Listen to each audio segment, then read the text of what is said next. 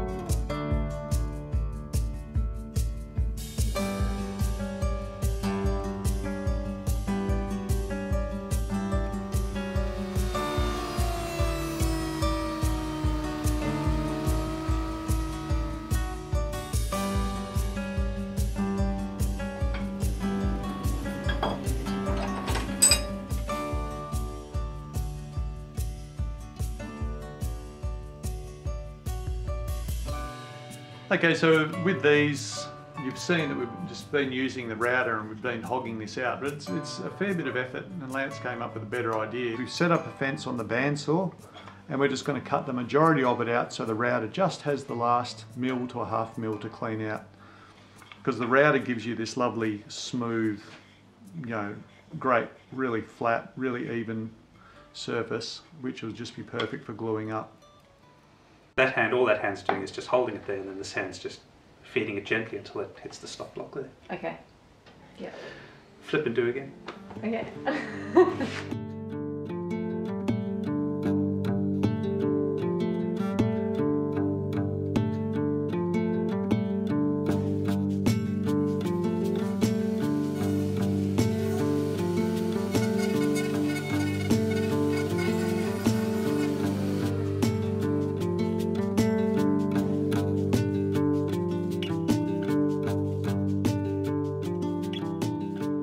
So we're getting a bit closer to glue up, but before we do, I just wanted to put a little handle that we can get our fingers in there for sliding these doors. We'll do it on the router table. I just lined it up roughly where the centre of the bit is, and I moved the fence, this bit here, I move that back so it's on the centre line. Like if I put this bit of wood against there, the centre of that bit of wood would be where the centre of the bit is.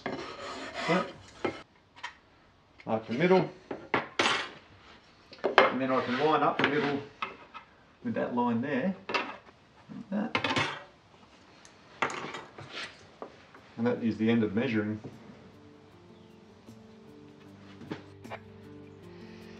So obviously by using this to set that as a stop at that end, and that as a stop at that end, the slot will be twice as long as that block.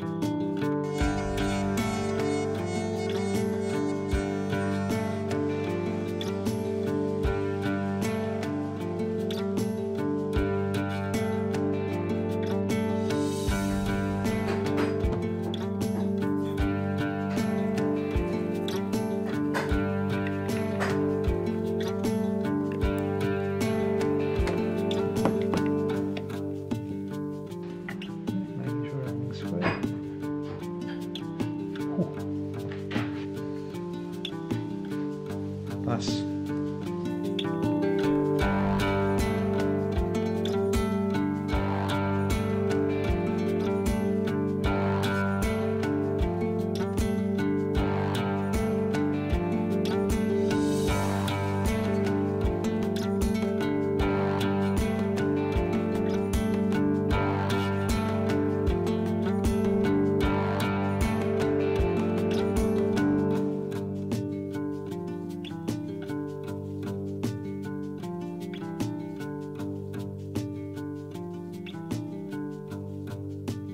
Paskey's glued the frames up.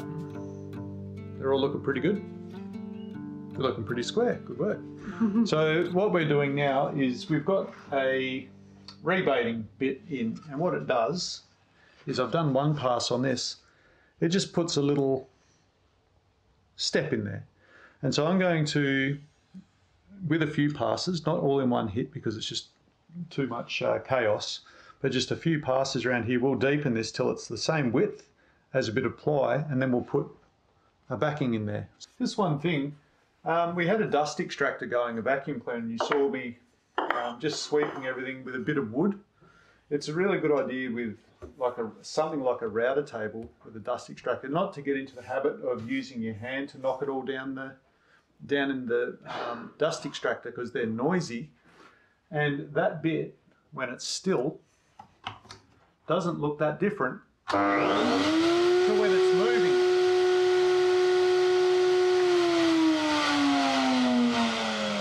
So I can hear that now because the dust extractor is not running, but when the dust extractor is running, I'll have these on and it won't immediately be obvious. This is a pretty good unit because it's got a light shining up as well, so, but it only takes just a little, if you get into that habit of just cleaning off your surface with your hand,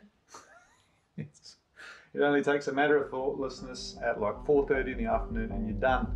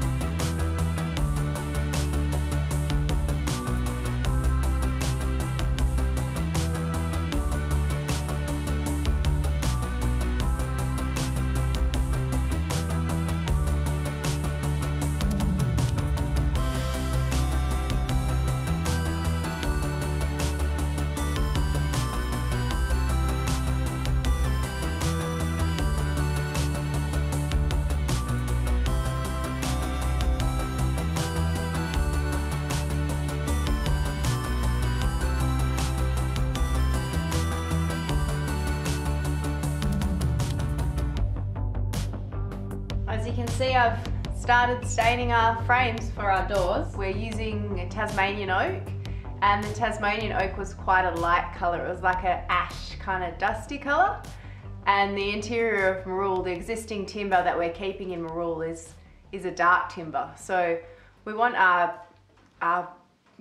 frames, the frames for our doors, for our cabinetry, to match that timber a bit better. One thing I noticed when I was putting the stain on is that there's a few little scratch marks, and they appear really obvious when you put stain in. So there's a few bits that weren't sanded properly, and you can really see where I've scratched on the wood. So because I did the inside, and you're not really going to see the inside that much, I'm not too concerned about it. But what I am going to do now is just go over the fronts and just sand with the finest sandpaper that we've got. I'll show you what I mean, because I accidentally painted one of the fronts of our little cabinets here. So you can see that that's where I've sanded through on this bit and gone through to that bit there. With the other bits, I'm just going to make sure I'm going to follow along the grain with some fine grit and just get rid of any of those sorts of scratches. So we've only got that on one frame at the front. So I finished sanding this one up, ready to get a stain. I'm just wiping down with a little tiny bit of terps just to get any dust off, and so it's prepped and ready. And one thing I always forget, which Troy always reminds me, is don't flick the brush off the edge of each, as we flick paint, well in this case stain everywhere. I always forget, so try and remember doing this since I'm doing it inside and it's not our house. The instructions say to leave this now for 2 to 10 minutes and then rub off with a cloth.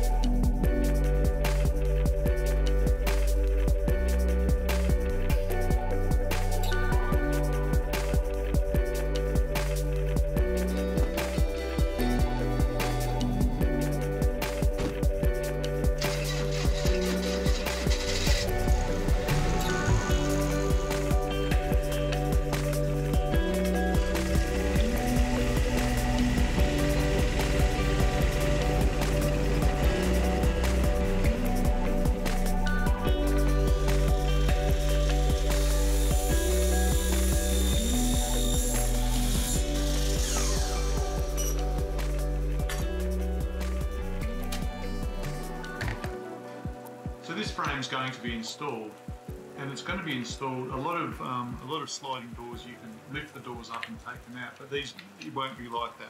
You can imagine that somewhere in this overlap of doors, later on we won't be able to get a screwdriver in there, because when we install them, the doors will be there. So we'll have to be able to reach up and put a screw in.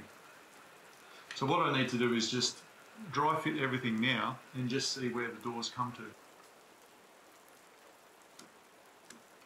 This line here, I just basically made it the width of the steel rule that I'm using. This mark is just the midway point between those two. So I've replicated that on the other side as well for my screw holes. Now instead of measuring all the other ones, all I need to do now is take them all out, get this set square and rule down them.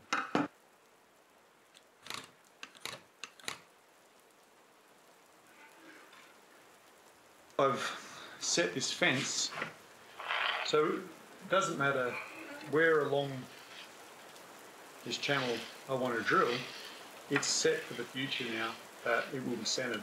I pushed that down until it made a mark in this ply sacrificial board that I've put in.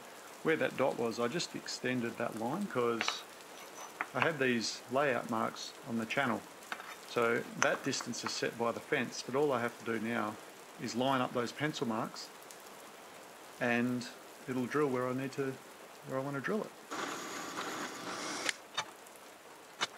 So there's our frames. They've all been stained up very nicely by Pascal, and I think they've I think the stain brought out the figure and the timber really nicely.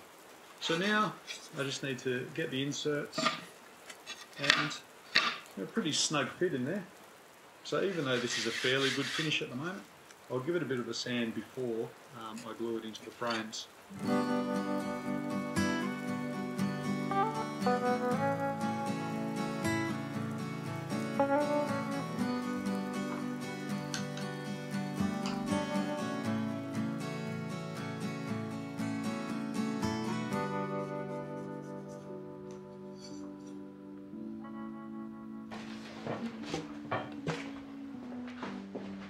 Right, so we're at the next stage with these. Troy put a coat of thinned epoxy on, and I'm just sanding them now to smooth off where the epoxy is kind of lifted and uneven.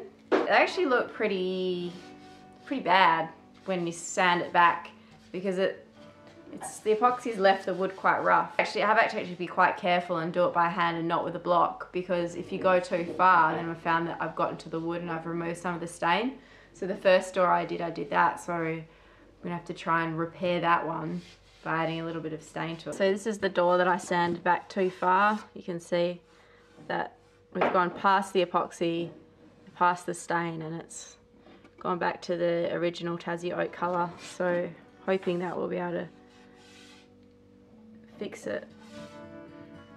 A little bit upsetting.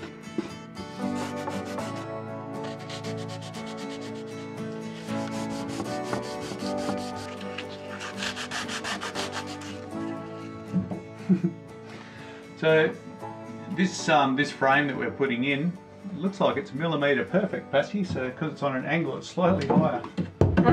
So I might just skim it.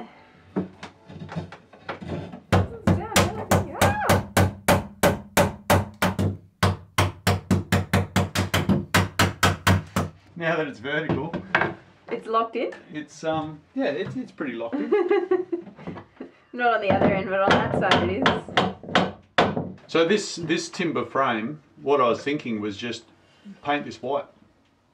So that the actual frame carpentry that we do just fades into the background. These channels we can keep clean, and then it's just the sliding wooden doors.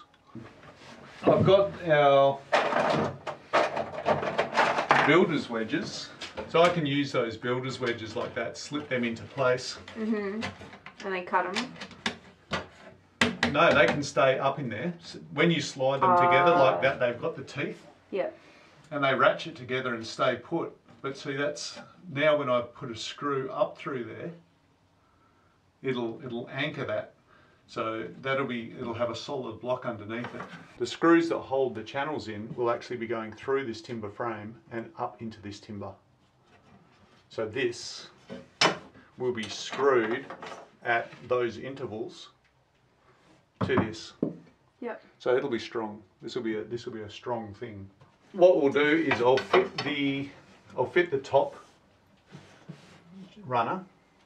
Once we get the doors out of the car, I'll fit the top runners, but the bottom runner I'll just wait until we varnish the doors. Yep. And the reason being is I'll do the top ones now and we'll screw them in place, and because we'll feel a little bit of progress if we do that. And then when it comes time to do the bottom ones, gravity will just hold everything for us. It's like putting together an IKEA kitchen, isn't it? No way, it's way quicker than an IKEA kitchen. Oh! Free range sailing is now a sliding door channel. I'll put those wedges, actually I'll do it at the back so we can get this. I think we need to put screws in, don't we? Well, yeah, perhaps. Okay. That gives us a bit of a look. I've got this wedge in here so it's a bit stiffer than what it will be. So that's basically what it's going to look like. And it fits. It's the right size.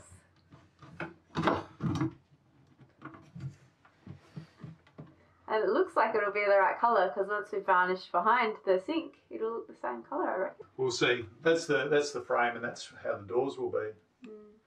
And what I meant before was like, when both of these doors are to this side, I can get those 3 screws. And then when you open them to the other end, then you can get the other 3 screws. So I made sure that those holes were on either side of where these doors are when they line up. I wanted a bit of structural strength on this one, and I've gone a bit thick. The shape is right, but to get it in there, it's just a bit too much. So what I'll have to do is just get a router and just knock a bit of width off the bottom. But then we should be able to get that up there, and that'll make that nice. That'll make a divider between the 2 cupboards.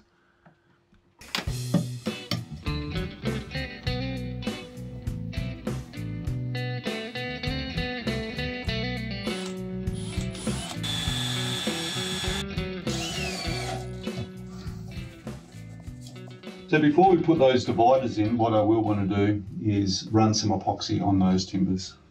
Oh, the back ones, yeah. Before we put doors or anything like that in, we'll need to seal all of that so it's nice and waterproof, easy to clean. Yeah.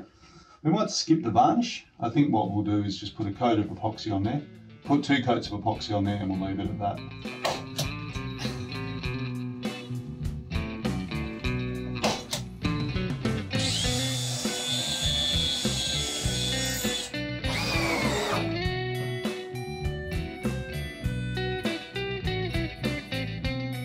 You've seen me vacuum up the place. I just wanted to get all of the dust away from this space because I'm going to use this over the next few days as our varnishing space.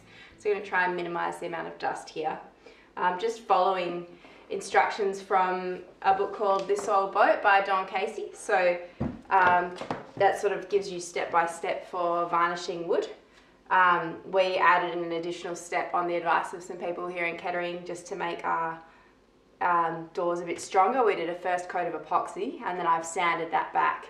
And now I'm at the stage of, and you would have seen that I sanded a little bit far yesterday, but that was okay because where I sanded a little too far and removed some of the stain, I managed to go over that stain last night just with a damp cloth to re-stain them, and they've all come out the right colour, so that was a relief. Before I even wipe everything down with Terps, I'm just going to vacuum these doors to get all the dust out of them.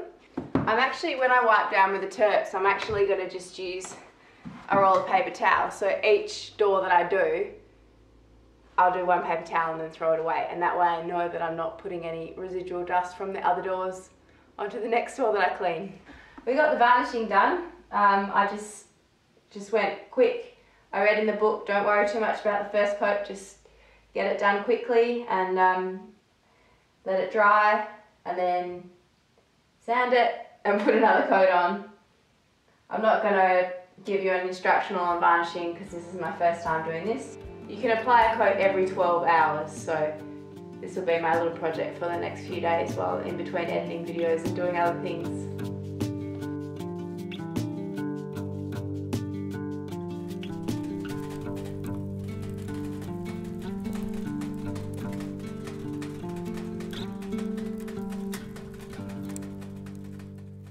So the frames that you saw us secure in here, there was all sorts of gaps above the top and it didn't really look that great, to be honest. So what we've got now is all of those frames are screwed and secured in really, really firmly and epoxied into the boat.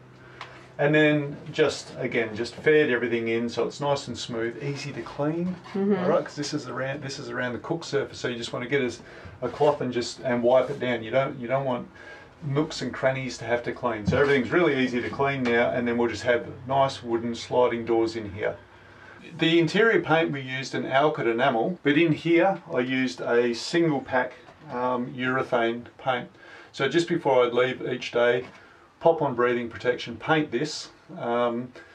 Again, I didn't film that just because I had gloves on, paint and everything like that. I don't want to get single pack polyurethane paint on our camera gear. When it comes time to clean in here, it'll be a really hard, smooth, good surface. I've secured this nice timber frame to under the sink, and I've brought it a bit higher because around the sink you want something to trap any spills. And also our dish rack, it can fit in here nicely. So this timber, sand it. I've actually got timber plugs that we made up, that Pascal made up to hide the screws in here. And I've put 2 in just to see how they went, and they look quite nice. So this timber trim here, I'm going to mirror that with a timber trim on this front face. We'll get like a nice thin lathe that's the same width, and we'll just trim that so these ugly slots are gone.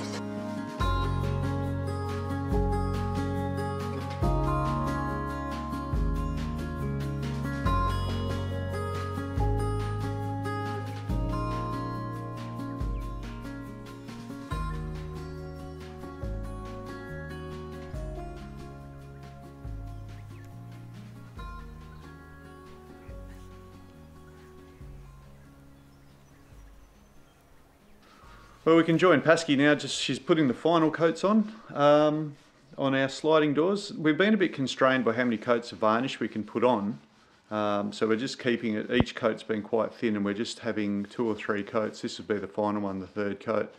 So we did a base of epoxy resin first to give it some depth and some protection as well, in case the varnish gets chipped. But she's just putting the last coat on today. So well, I'm just prepping first. she's prepping to put the last one on. If we put too many coats of varnish, we'd get a nice deep luster, but we might make it too thick to actually fit in the channels because it's a pretty tight fit. So we're sort of limited how many we can put on. I'm basically going to just coat the inside panels because I noticed that, well, Troy noticed too, that some of them, it was a bit dry, the patches, so the varnish wasn't fully applied over for the final coat. We think that the frames are mostly good, so we're leaving them. Any that are not quite right, I'm sanding them back to and I'm going to varnish them, but most of the frames are fine, so I'm just focusing on the centre boards. I found a hair, so I'm just sanding back with this, like, it's kind of, what would you call it, Troy? Scour pad. Scour pad, yeah, but it's like a special scour pad for sanding off flat, lightly sanding off varnish. I was using a scour pad for dishes and it don't do that because it leaves green. It was shedding into the varnish as I was sanding with it, so I went and got the right stuff from the shop.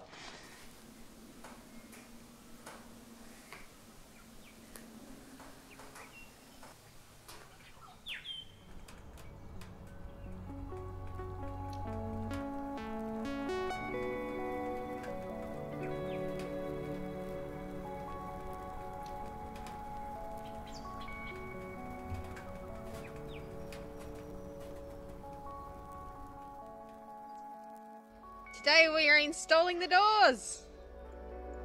It's an exciting day. It's been 6 weeks in the making of these doors. Oh, careful.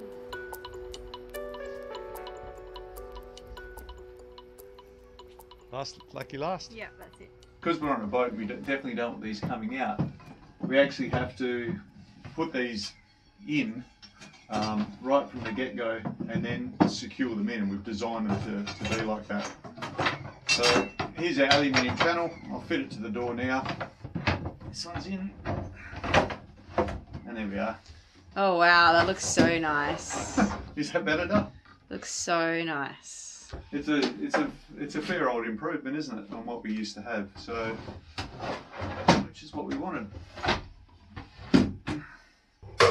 A lot of the time it's really easy to eyeball down a little centre punch, find the centre of the gap that you want to put a drill into, and and just in a really controlled fashion put that dot right in the centre. And it's a lot easier than just putting a drill bit, trying to get it in there and then go for it. So they really do pay for themselves over time in accuracy. You have to go very gently, otherwise the hardwood, the Australian hardwood splinters. You have to go from the ends inwards. Just use a little shoulder plane just to get that final fit. Yeah. Just so it's really, really nice and smooth. Because we made these to fairly tight tolerances. That still gets a bit tight when it goes up that end.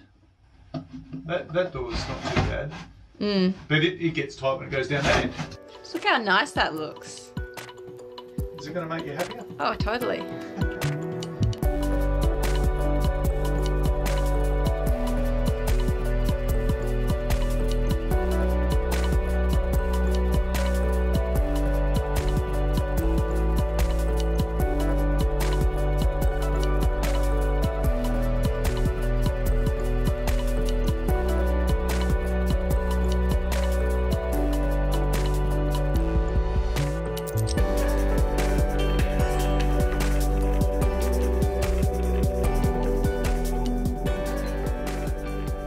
Thanks for coming with us as we transformed our galley space this week.